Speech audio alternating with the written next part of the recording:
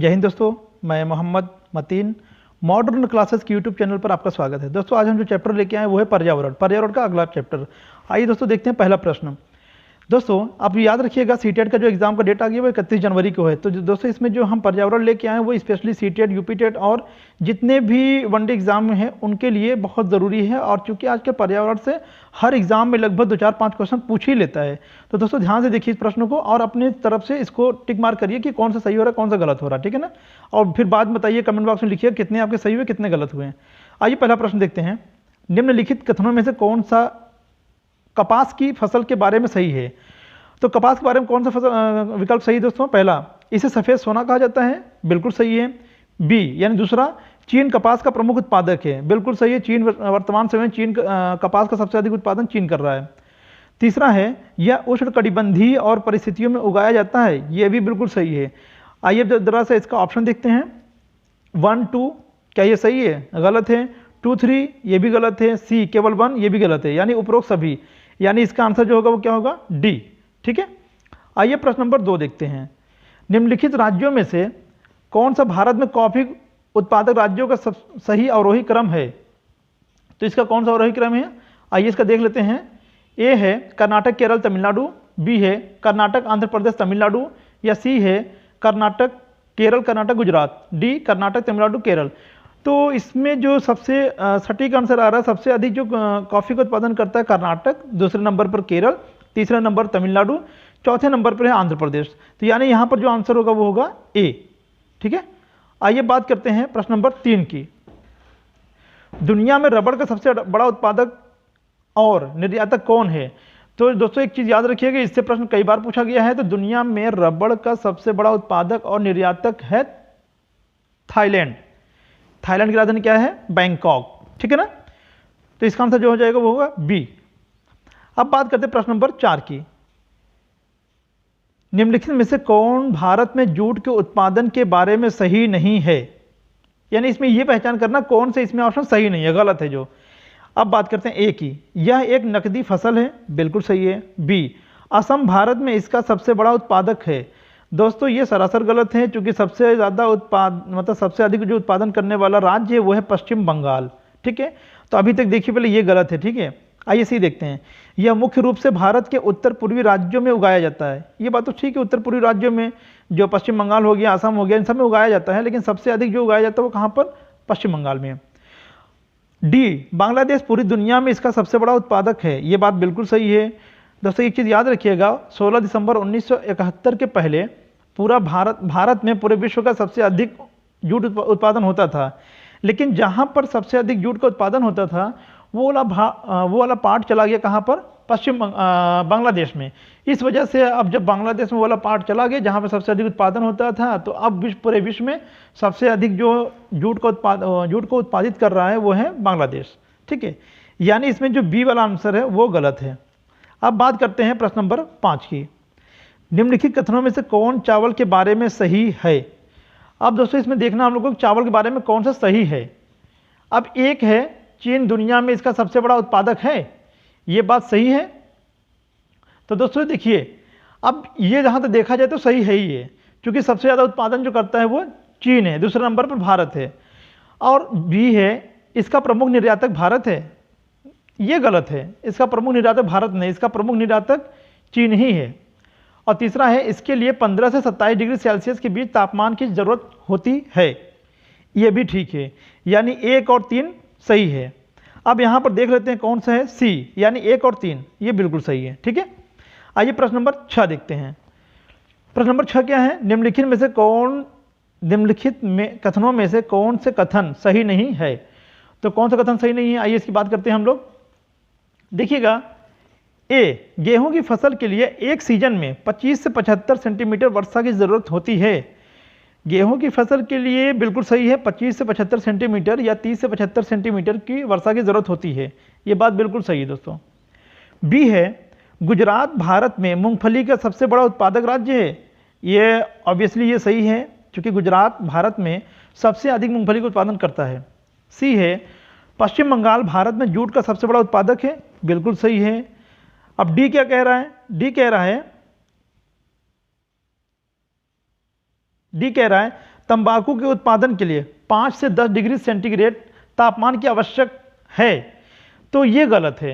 इसका आंसर क्या हो जाएगा? डी। ठीक है, अब आइए बात करते हैं जरा प्रश्न नंबर 7 की। प्रश्न नंबर 7 क्या है? ओलेरीकल्चर। यहाँ ओलियरिकल्चर लिखा है दोस्तों, टाइपिंग मिस्टेक है, तो ओलेरीकल्चर होता है। ओलेरीकल्चर का संबंध किससे है? अब ए है सब्जियों की खेती से, बी फलों की खेती से, सी मत्स्य पालन से, या डी सजावटी पौधों की खेती से। तो इसका जो आंसर हो जाएगा वो हो जाएगा ए, सब्जियों की खेती से। ठीक है, अब आइए प्रश्न देखते हैं। निम्नलिखित कथनों में कौन सही नहीं है? ए है मेवे की खेती फलों की खेती संबंधित है, बिल्कुल सही है। बी वृक्ष विज्ञान का संबंध सौंदर्य प्रयोजनों के लिए पेड़ों को बढ़ाने और उनकी देखभाल करने से संबंधित है, यह बिल्कुल सही है। सी कहते हैं बागवानी कृषि की एक शाखा है जो केवल फलों की खेती संबंधित है, यह भी सही है। डी क्या है? पीसीकल्चर शहद उत्पादन संबंधित है। दोस्तों ये गलत है, यानी पीसीकल्चर का जो संबंध है वो है मत्स्य उत्पादन से, मत्स्य पालन से, और शहद जो है वो है एपीकल्चर से, यानी मधुमक्खी पालन से। तो यहाँ पर आंसर जो हो जाएगा वो डी, ये गलत हो जाएगा। अब बात करते हैं 9वें प्रश्न की। 9वां प्रश्न है एनीमोमीटर किसका मापन करता है? तो एनीमोमीटर किसका मापन करता है? ए वातावरण में कार्बन डाइऑक्साइड की तीव्रता का, नहीं। बी है पवन वेग का, सी वातावरण में सभी गैसों की तीव्रता का, या डी ओजोन परत रिक्तीकरण की दर को। तो इसका जो आंसर हो जाएगा वो हो जाएगा बी, यानी पवन वेग का। ये अब आते हैं प्रश्न नंबर 10 देखते हैं। प्रश्न नंबर 10 है निम्नलिखित कथनों में कौन सही नहीं है? ए है प्रति चक्रवात में कमी और बहती हवा के साथ उच्च वायुमंडलीय दबाव, बहती हवा के साथ उच्च वायुमंडलीय दबाव है, बिल्कुल सही है। प्रति चक्रवात में क्या होता है? बहती हवा के साथ उच्च वायुमंडलीय दबाव होता है। बी है आर्कटिक टुंड्रा अमेरिका यूरोप और रूस के उत्तरी भागों में एक बायोम है, बी भी सही है।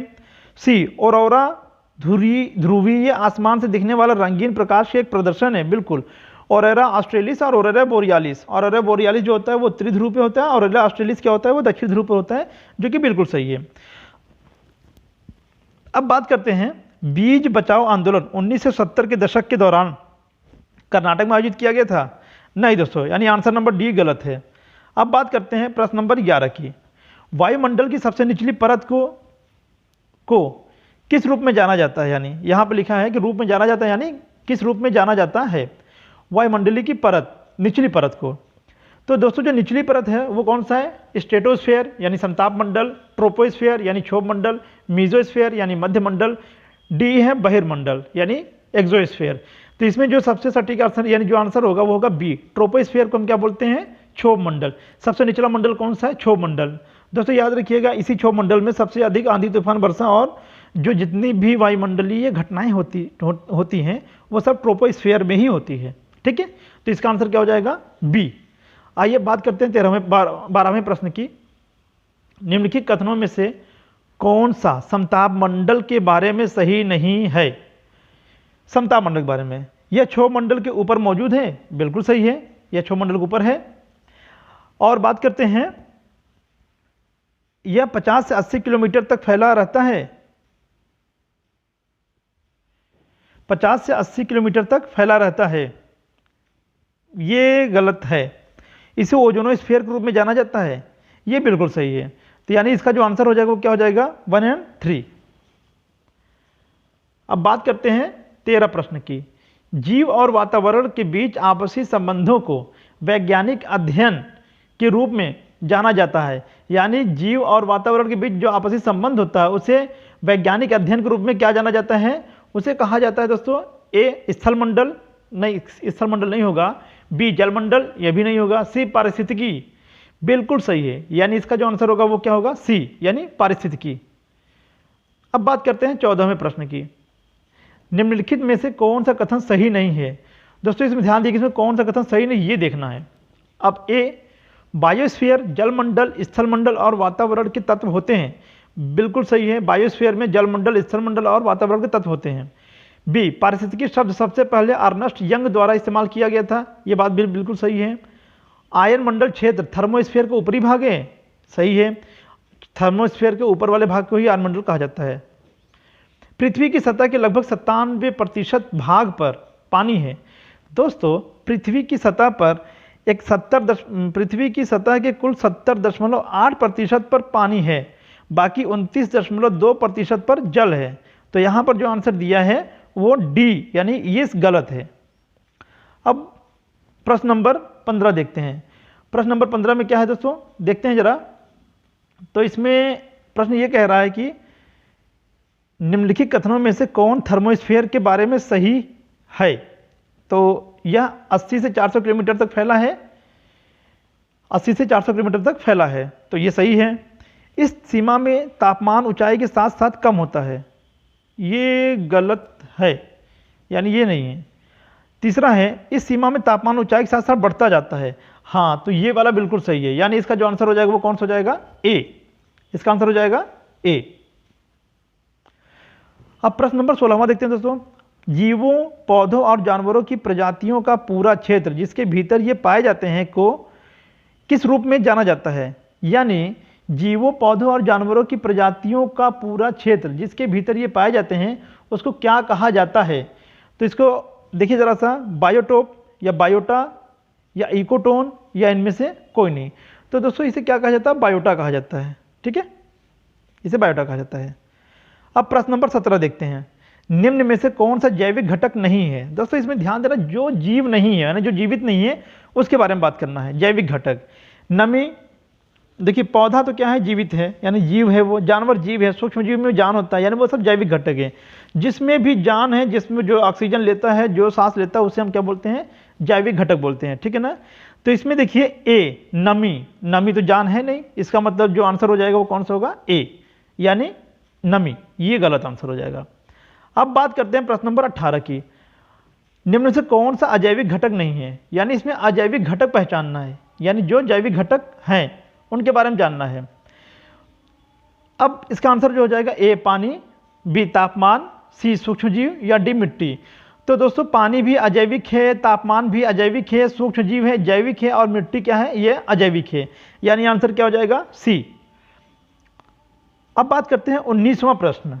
वह कौन सी प्रोसेस है जिसके अंतर्गत पौधे सूर्य की सहायता से भोजन बनाते हैं।